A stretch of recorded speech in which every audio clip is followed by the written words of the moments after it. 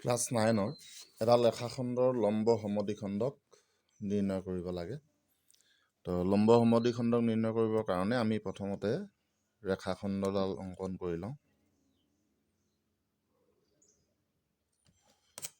ধৰা হওক A B ৰেখাখণ্ড, ইয়াক সমানে দুভাগো কৰিব লাগে আৰু লম্বও হ'ব লাগিব, মানে 90 ডিগ্ৰীকৈ এডাল ৰেখাখণ্ড আঁকিব লাগিব।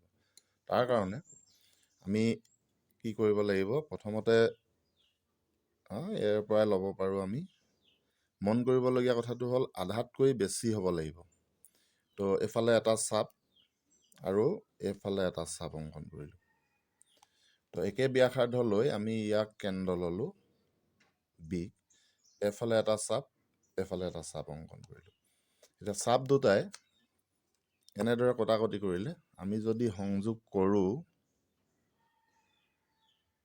তো এনেদৰে যদি সংযোগ কৰি দিওঁ তো সম্পূৰ্ণ শুদ্ধকৈ হ'ব লাগে। ইয়াত য'ত কাটিছে তাতে হ'ব লাগে।